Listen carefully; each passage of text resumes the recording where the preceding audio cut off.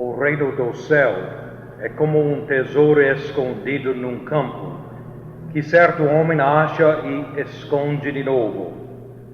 Fica tão contente que vende tudo o que tem, depois volta e compra o campo. O reino do céu é também como um comprador de pérolas preciosas. Quando encontra uma que é mesmo de valor, vai, vende o que tem e compra a pérola. São Mateus capítulo 13, versículos 44 e 46, é nosso texto bíblico hoje.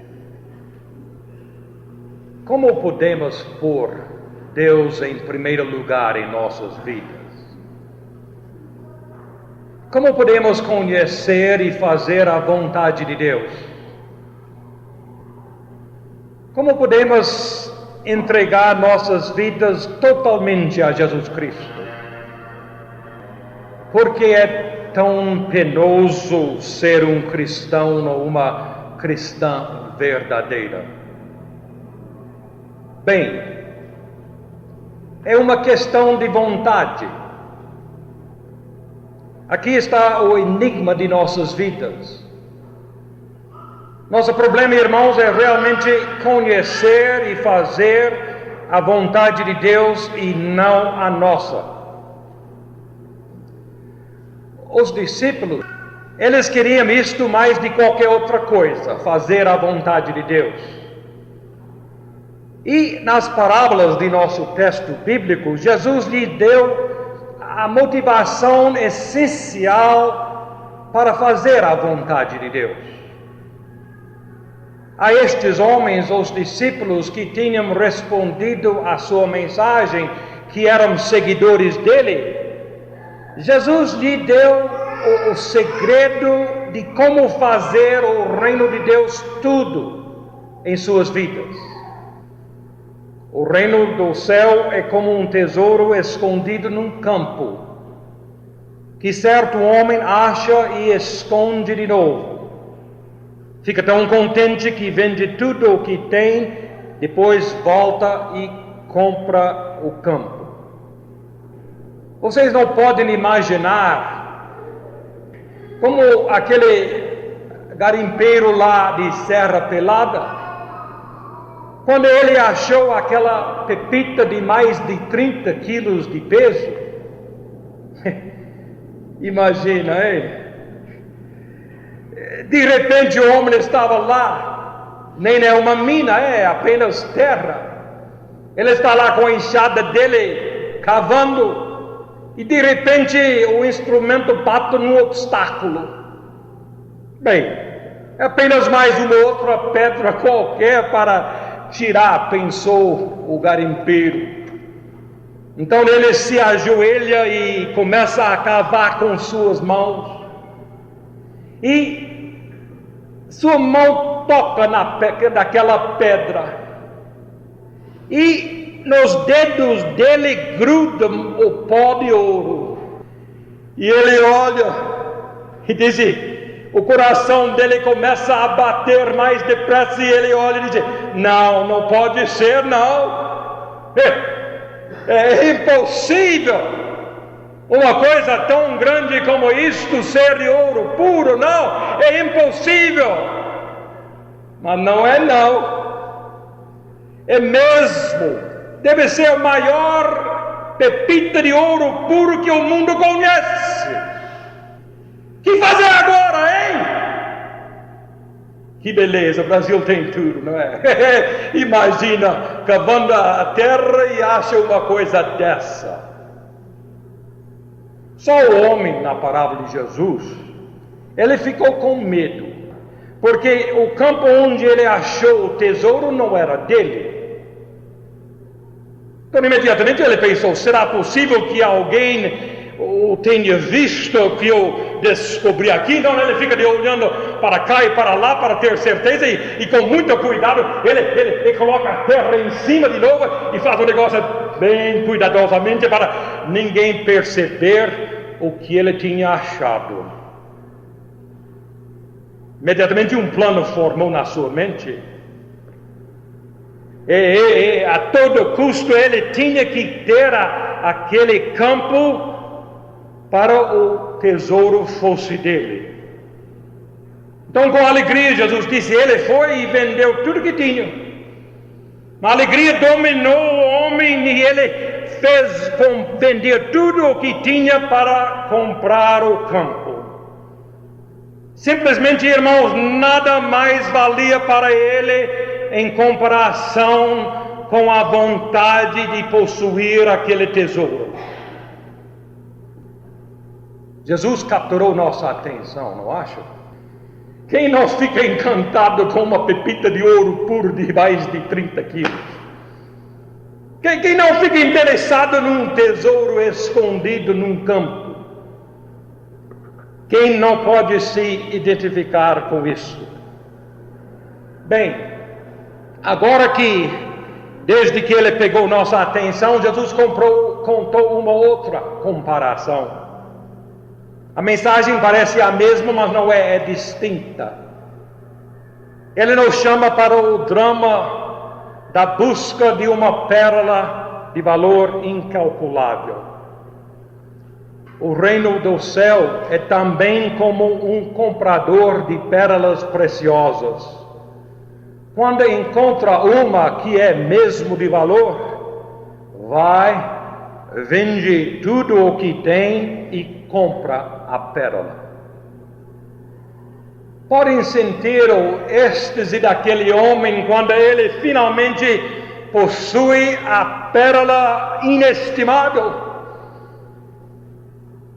Ele sorria, ele pulava de alegria, gritando, agora é minha, finalmente é minha, me custou muito, me custou tudo. Mas não importa quanto custou, agora é minha. De fato, custou tudo que ele tinha. As posses dele, todas as outras pedras que ele tinha, a própria vida, nada importava. Ele tinha que possuir aquela pedra. Claro que valia a pena para ele. Como podemos entender isto, hein?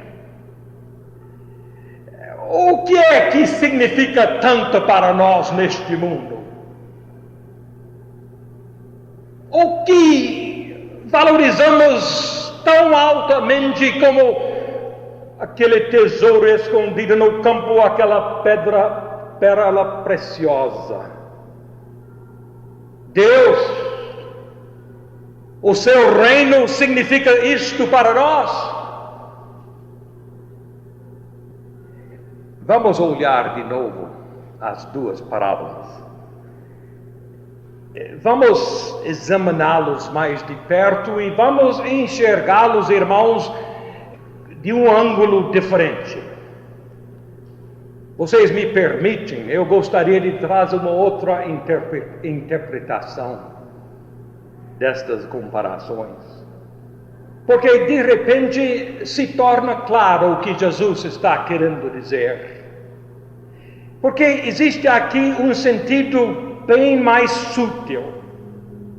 As duas parábolas, irmãos, nos diz do propósito de Jesus na cruz e do propósito que ele planta em nós. Aqui, o homem do campo, o comprador de pérolas, não somos nós como nós sempre temos pensado, mas melhor é Deus. Nestas palavras, Deus está nos dizendo: você é tudo para mim. Você é o tesouro. Você é a pérola de preço inapreciável. Eu tenho achado você, e nenhum preço é caro demais. E o olho de nossas mentes, irmãos, focaliza na cruz do Calvário. Porque custou justamente isto, a cruz. O sofrimento, a degradação, a humilhação, a agonia daquela cruz foi o que Ele pagou por você e por mim. E a palavra do autor de Hebreus, em capítulo 12, versículo 2, estrondeia em nossas almas, quando ele diz o seguinte: continuemos com nossos olhos fixos em Jesus, pois é dele que depende a nossa fé, desde o começo até o fim. Ele não desistiu por causa da cruz, ao contrário, por causa da alegria que lhe foi prometida, não se importou com a grande humilhação de morrer na cruz. E agora está sentado à direita do trono de Deus. É tanto assim que Deus nos ama. Ele veio por nós. Ele viveu por nós. Ele morreu por nós. Ele foi ressuscitado por nós. Então, de repente, estas parábolas tão conhecidas que nós temos conhecidas toda a nossa vida, brilham com nova intenção. Vejam a pérola. Pérolas são os resultados de invasão e injúria. Elas são produtos de organismos vivos. Um grão de areia infiltra na ostra e lhe fere. E assim a ostra cobre sua ferida deste pedacinho de areia que infiltrou com madrepérola. Camada em cima de camada até a pérola está formada. O ferimento se torna a fonte de portento. A palavra pérola foi usada apenas uma vez no Velho Testamento, no livro de Jó, capítulo 28, versículo 18. Jó falou o seguinte: a aquisição da sabedoria é melhor do que a das pérolas. Então, o termo pérola não era um termo significativo para o povo de Israel. E deve ser porque eles não moravam perto do mar, eles não sabiam e não usavam a figura da pérola. Então a pergunta minha é: por que acha que Jesus usou aqui para mostrar ou para falar da pérola de grande valor? Acha que foi por acaso? Eu não acho, não. Então, pensem na transformação de uma pérola. O reino de Deus não estaria cumprida até a ferida terrível do Calvário. E Jesus sabia o que estava pela frente. A maior discussão dele com os discípulos era exatamente isto. Ele falou claramente que ele ia para Jerusalém para sofrer e morrer e a terceiro dia ressuscitar. E os discípulos não queriam essa palavra de jeito nenhum. Até Pedro dizia: isto de jeito nenhum aconteceria com o Senhor. Então foi essa hora que Jesus lhe chamou Pedro de Satanás. Jesus sabia que estava lá em Jerusalém para esperar ele. O profeta Isaías tinha tornado isto claro. Isaías 53, versículo 4. O Messias ia tomar sobre si as nossas enfermidades e as nossas dores levou sobre si, e nós o reputávamos por aflito, ferido de Deus e oprimido. Mesmo assim, irmãos, foi exatamente destes ferimentos de Gálgota que o mundo ia ser salvo. E o mundo não ia ser salvo sem o que aconteceu lá.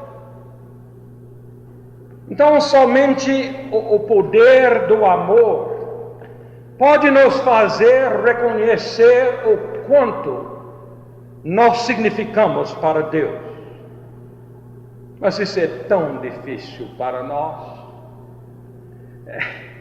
Nossa alta depreciação nos debilita. Os golpes da vida nos deixam com uma imagem própria bastante negativa. As frustrações, o que nós temos sofrido durante a vida, nos deixam com uma autoestima baixa. Estava falando com minha esposa, eu acho que a escola pública me deu mais golpes de qualquer outra coisa. Até hoje eu tenho o pesadelo da aula, de não ser preparado e de não passar o ano.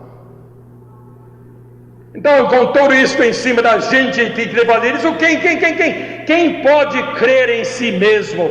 Como nós podemos aceitar o amor que Deus nos oferece em Jesus Cristo? Realmente eis a maior questão desta vida. Porque, irmãos, nunca valeremos a encarnação, nunca faremos nada para merecer um amor assim. E o Senhor conhece tão bem as feridas e as pisadas que temos experimentado nesta vida toda.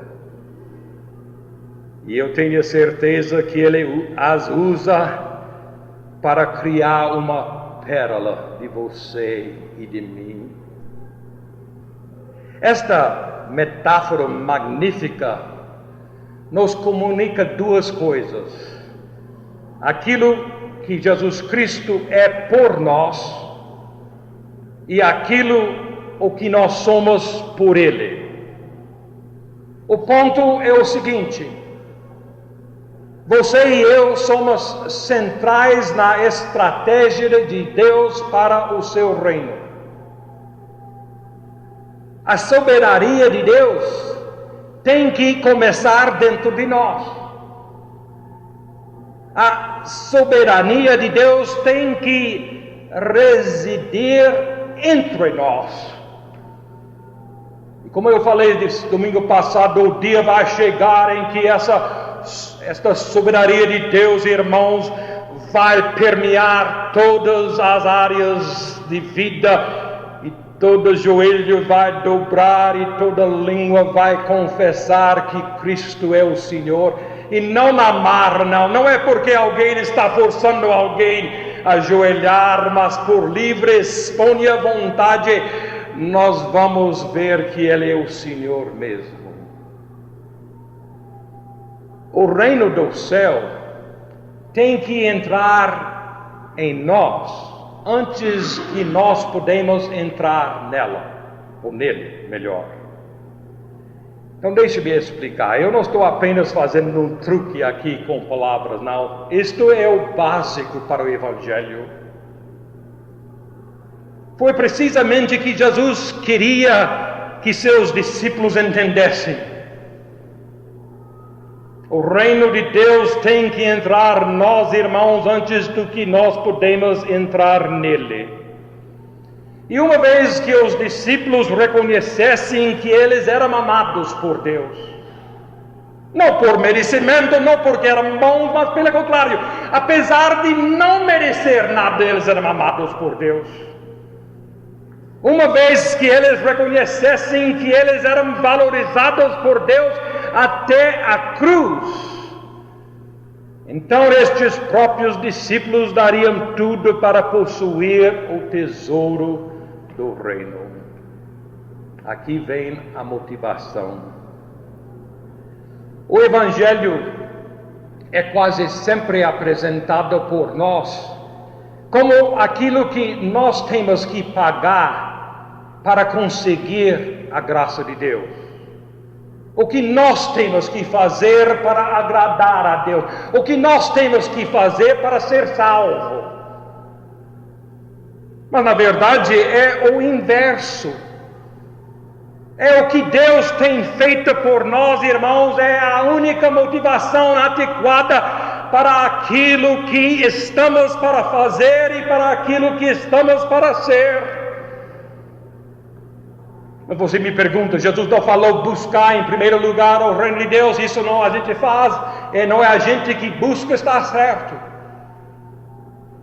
Podemos buscar em primeiro lugar o reino de Deus, mas irmãos, somente depois que conhecemos que foi Ele mesmo que nos buscou. Nós podemos buscar o reino de Deus, está certo, mas somente depois, quando nós sabemos que foi Ele mesmo que nos achou, que foi Ele mesmo que nos ama com aceitação e perdão que não tem limites. E uma vez que isto entra em nós, uma vez que compreendemos deste amor dele, assim estamos no reino de Deus.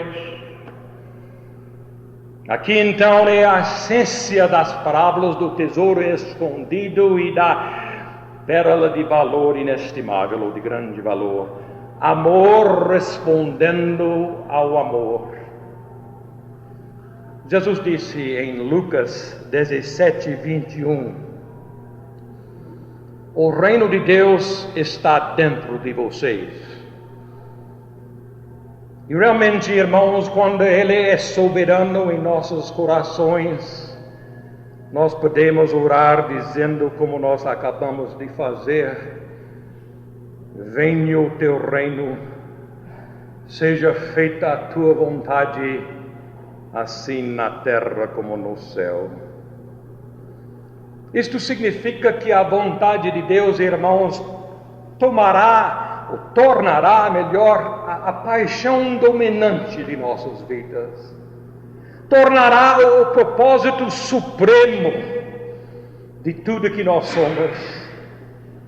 Todas as nossas ambições, até as mais nobres ambições que nós temos, têm que estar em segundo plano. As pérolas menos valiosas que possuímos, como nossos planos, como nosso prestígio, como nossos prazeres, nossas prioridades, nossa popularidade, tem que ceder à pérola de valor inestimável, quer dizer, o reino, o governo absoluto de Deus em todos os nossos relacionamentos, em todas as nossas responsabilidades. A grande carência de nossos tempos, creio eu, é para que nós, os cristãos, as cristãs de hoje, viver as implicações do reino de Deus. Mais uma vez, eu não entendo a teologia de libertação. Pelo contrário, eu acho que eu não aceito. Mas eu acho que Deus está usando a teologia de libertação para nos despertar, para abrir nossos olhos para as implicações do Evangelho. E eu dou graças a Deus por isso. Porque, irmãos, as implicações do reino de Deus em nossa sociedade, em Brasília, aqui em nossa comunidade, isto exige estudo, exige oração, exige motivação, imaginação, comprometimento. Já pensaram como seriam nossas vidas se elas fossem cheias da presença de Deus? Já pensaram como seriam nossas vidas, irmãos, se elas fossem motivadas mesmo pelo seu amor? Se lhe perdermos, irmãos, Ele nos revelará aquilo que estamos para fazer e estamos para dizer, para podermos ser o seu amor para os outros. As necessidades de nossa sociedade que quebram o coração de Deus têm que quebrar nossos corações também. Assisti outro dia reportagem sobre a criança abandonada em nosso querido Brasil. Você acha que isso não quebra o coração de Deus? Falou 20 milhões. Você viu o setor comercial sul, cada noite, crianças dormindo, andando na rua, 8, 9 anos de idade, 3 horas de madrugada, dormindo em qualquer lugar. Isto não quebra o coração de Deus? Não devem quebrar, isso não deve quebrar nosso também? Ao chegarmos mais perto de Jesus Cristo, nossa inatividade perante a injustiça deste mundo nos incomodará. Por que é que tantos de nós que temos Cristo como nosso Salvador, nós hesitamos em confiar em Cristo como o Senhor de nossas vidas? Por que mesmo? Bem, ele nos deu a resposta no Evangelho de São Lucas, capítulo 7, versículo 47. A pessoa a quem se perdoa pouco, mostra pouco amor. O amor, irmãos, nos torna apto para amar. E nós temos que descobrir o quanto significamos para Deus, antes que possamos conhecer aquilo que Ele quer que sejamos ou significamos para o mundo. E quando nós reconhecemos que somos nós mesmos o tesouro por quem Jesus Cristo morreu, então assim nós estamos prontos para fazer a vontade dele, custe o que custar. Oremos. Damos-te graças, ó Deus, por este trecho da tua palavra. A motivação que veio destas comparações. Faz, ó Deus, nascer em nós uma fé simples em que nós reconhecemos o quanto o Senhor nos tem amado, o quanto nós significamos para o Senhor. E deste amor dentro de nós, ó Pai, de tudo que o Senhor tem feito por nós, faz nascer dentro de nós o amor para fazer a tua vontade, para sermos as pessoas para estes dias. Pedimos em nome de Jesus. Amém.